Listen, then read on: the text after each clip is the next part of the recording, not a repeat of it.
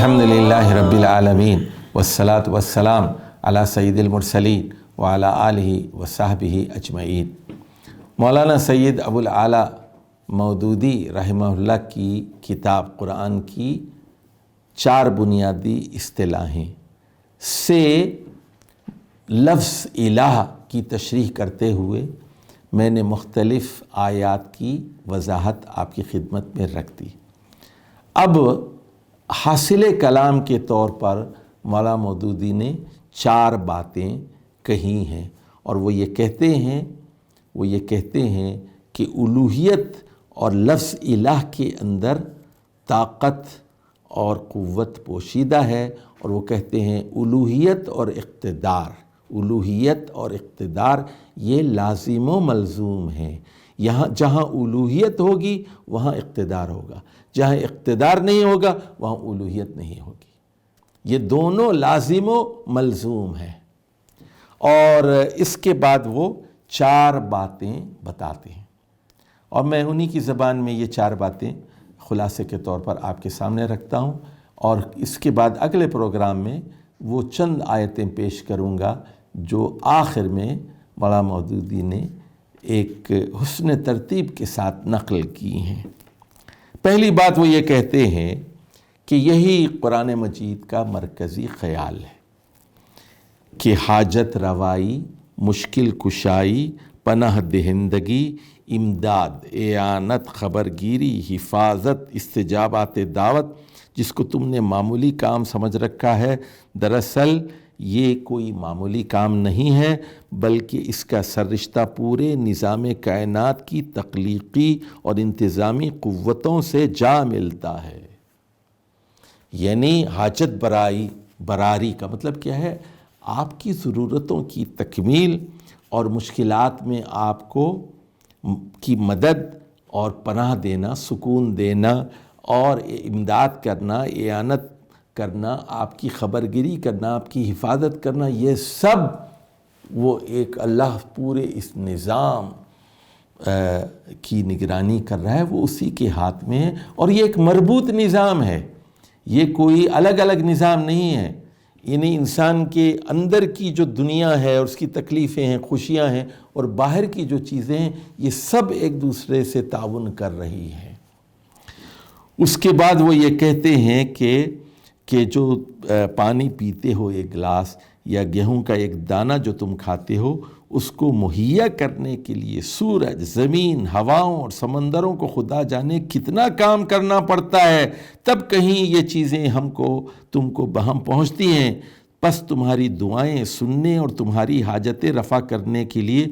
کوئی معمولی اقتدار نہیں، بلکہ وہ اقتدار درکار ہے جو زمین و آسمان پیدا کرنے کے لیے، سیاروں کو حرکت دینے کے لیے، ہواؤں کو گردش دینے اور بارش برسانے کے لیے، غرض پوری کائنات کا انتظام کرنے کے لیے درکار ہے۔ یہ پہلا نقطہ ہے کہ یہ نہ سمجھیے کہ کچھ کام انسان کر لیتے ہیں، کچھ حضرت عیسیٰ کرتے ہیں، کچھ مریم کرتے ہیں، کچھ عبدالقادر جیلانی کرتے ہیں، کچھ رام کرتے ہیں، کچھ کرشن کرتے ہیں، نہیں، یہ ایک پورا مربوط نظام ہے جو خالق کائنات فراہم کر رہا ہے۔ اب دوسری بات وہ یہ کہتے ہیں، 4 باتیں ہیں، یہ اقتدار ناقابل تقسیم ہے، یہ اس کو تقسیم نہیں کیا جا سکتا، یعنی یہ تنہا اللہ کے ہاتھ میں ہے، یہی تو توحید ہے۔ یہ اقتدار، یہ پاور ناقابل تقسیم ہے۔ یہ ممکن نہیں ہے کہ خلق کا اقتدار کسی کے پاس ہو اور رزق کا کسی اور کے پاس۔ وہ یہ کہتے ہیں یہ ممکن نہیں ہو سکتا کہ پیدا اللہ کرے، کائنات اللہ تعالیٰ پیدا کرے، اور بچے جو ہیں آپ کو غوث اور قطب دے دیں، مرنے والے اولیاء دے دیں، آپ کو یہ مزار دے دے، وہ مزار دے دے، ایسا نہیں ہو سکتا۔ آپ کی ملازمت، آپ کو صحت اور آپ کو غلہ یہ دوسرے چھوٹے خدا دیں، آلہہ دیں، ایسا نہیں ہو سکتا۔ وہ کہتے ہیں سورج کسی کے قبضے میں ہے اور زمین کسی اور کے قبضے میں، پیدا کرنا کسی کے اختیار میں ہو، بیماری و صحت کسی اور کے اختیار میں ہو، اور موت اور زندگی کسی تیسرے کے اختیار میں ہو۔ اگر ایسا ہوتا تو یہ نظام کائنات چل ہی نہیں سکتا۔ لہٰذا تمام اقتدارات و اختیارات کا ایک ہی مرکزی فرما روا کے قبضے میں ہونا ضروری ہے۔ کائنات کا انتظام چاہتا ہے ایسا ہو، اور فی الواقع ایسا ہی ہے کہ اللہ کا یہ اقتدار ناقابل تقسیم ہے۔ تیسری بات وہ کہتے ہیں جب تمام اقتدار ایک ہی فرما روا کے ہاتھ میں ہے اور اقتدار میں کبھی کسی کا ذرہ برابر کوئی حصہ نہیں ہے تو لا محالہ الوہیت بھی بالکل اسی فرما روا کے لیے خاص ہے۔ یہ ہے توحید الوہیت، اسی کے لیے خاص ہے، اور اس میں بھی کسی کی حصہ داری نہیں ہے، کسی میں یہ طاقت نہیں ہے کہ تمہاری فریاد رسی کر سکے، دعائیں قبول کر سکے، تمہیں پناہ دے سکے، کسی میں یہ طاقت نہیں ہے، حامی و ناصر اور ولی و کارساز بن سکے، کسی میں یہ طاقت نہیں ہے، نفع یا نقصان پہنچا سکے۔ لہذا الہ کا جو مفہوم بھی تمہارے ذہن میں ہے، اس کے لحاظ سے کوئی دوسرا الہ نہیں ہے، حتیٰ کہ کوئی اس معنی میں بھی الہ نہیں ہے کہ فرما روائے کائنات کے ہاں مقرب بارگاہ ہونے کی حیثیت ہی اس کا کچھ زور چلتا ہے اور اس کی سفارش مانی جاتی ہو، نہیں، اس کے اختیارات میں کوئی شریک نہیں ہے، اس کے انتظام سلطنت میں کسی کو دم مارنے کی مجال نہیں ہے، کوئی اس کے معاملات میں دخل نہیں دے سکتا، سفارش قبول کرنا یا نہ کرنا بالکل اللہ کے اختیار میں ہے، کوئی زور کسی کے پاس نہیں ہے کہ اس کے بل پر وہ اپنی سفارش قبول کرا سکے، اللہ پر کوئی دباؤ نہیں ڈال سکتا، اللہ سے کوئی ناحق بات تسلیم نہیں کرا سکتا۔ اللہ عدل ہے، عادل ہے، وہ انصاف کرتا ہے، وہ خالق ہے، تو اللہ کے اوپر کسی کا دباؤ، کسی کا زور، کسی کا دخل نہیں چل سکتا، تنہا وہ فرما روائی کر رہا ہے، وہ الہ ہے۔ یہ ہے الہ کا مطلب۔ چوتھی بات وہ یہ کہتے ہیں اقتدار اعلیٰ کی وحدانیت کا تقاضا یہ ہے کہ حاکمیت و فرما روائی کی جتنی قسمیں ہیں سب ایک ہی مقتدر اعلیٰ کی ذات میں مرکوز ہوں، یعنی پاور کی جتنی قسمیں ہیں وہ ایک ہی ہاتھ میں، وہ اللہ کے ہاتھ میں ہیں، اور حاکمیت کا کوئی جز بھی کسی دوسرے کی طرف منتقل نہ ہو۔ جب خالق وہ ہے اور خلق میں کوئی اس کے ساتھ شریک نہیں، جب رزاق وہ ہے، رزق رسانی میں کوئی اس کے ساتھ شریک نہیں، جب پورے نظام کائنات کا منتظم اور مدبر وہ ہے اور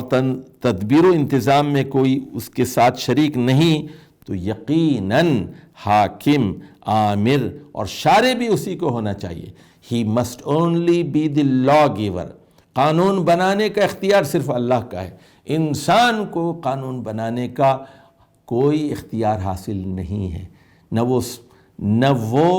حلال و حرام تجویز کر سکتا ہے، نہ صحیح اور غلط کا فیصلہ کر سکتا ہے، نہ وہ سزائیں تجویز کر سکتا ہے، نہ وہ طریقہ عبادت بنا سکتا ہے۔ آمر وہی ہے، حاکم وہی ہے، شارع وہی ہے، لا گیور وہی ہے،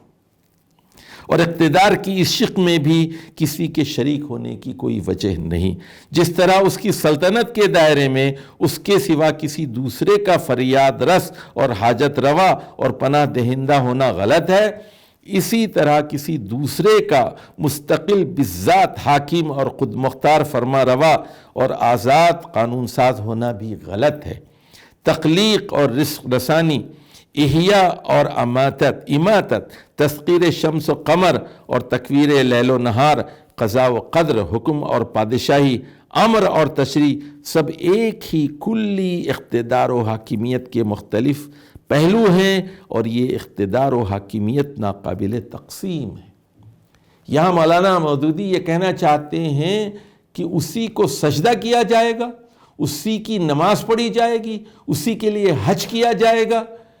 اسی کے لیے قربانی کی جائے گی، اسی کے لیے نماز پڑھی جائے گی، اور اسی کے لیے زکوٰۃ دی جائے گی، اسی کے لیے صدقات کیے جائیں گے، اسی کو راضی کرنا ہے، اسی کو خوش کرنا ہے، اسی کے لیے چور کا ہاتھ کاٹا جائے گا، اسی کے لیے شراب پر، سود پر پابندی عائد کی جائے گی، اسی کا قانون ہے۔ یہ خدا الگ نہیں ہے، یہ اقتدار ناقابل تقسیم نہیں ہے کہ نماز کا حکم دینے والا خدا اور نہیں ہے، سود کو حرام کرنے والا خدا اور نہیں ہے، ایک ہی خدا ہے وہ، جو کہتا ہے جہاد کرو، جو کہتا ہے لڑو کافروں کے ساتھ، جو کہتا ہے عبادت کرو، جو کہتا ہے بیوی کے ساتھ اچھا سلوک کرو، والدین کے ساتھ اچھا سلوک کرو، پڑوسیوں کے ساتھ اچھا سلوک کرو، ڈنڈی مت مارو، یہ خدا الگ نہیں ہے۔ عبادات کا خدا بھی وہی ہے، عقائد کا خدا بھی وہی ہے، لا الہ الا۔ معاشرت کا خدا بھی وہی ہے، معاملات اور کا خدا بھی وہی ہے، سیاسیات کا خدا بھی وہی ہے، لا الہ الا ہو۔ ذالکم اللہ ربکم لا الہ الا ہو۔ تو یہ ہے وہ استدلال جو بطور خلاصہ مولانا مودودی اپنی اس عظیم الشان کتاب میں پیش کرتے ہیں۔ انشاءاللہ ہم اگلے پروگرام میں وہ آخری آیات رکھیں گے جس میں الوہیت اور الہ کے بارے میں مولانا نے اپنی بات کی ہے اور اس بات کی تکمیل کی ہے۔ اس وقت تک کے لیے اجازت دیجیے۔ والسلام علیکم ورحمۃ اللہ وبرکاتہ۔